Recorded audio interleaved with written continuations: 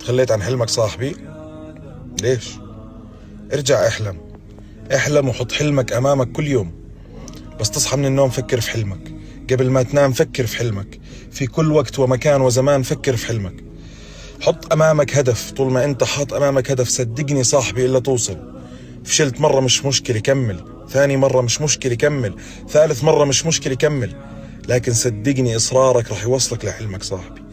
ولو بنتذكر مع بعض قول رسولنا صلى الله عليه وسلم في بداية الدعوة، قال: لو وضعوا الشمس في يميني والقمر في يساري على أن أترك هذا الأمر ما تركته. تخيل صاحبي قوة الوصف والإصرار والعزيمة لاستكمال الأمر.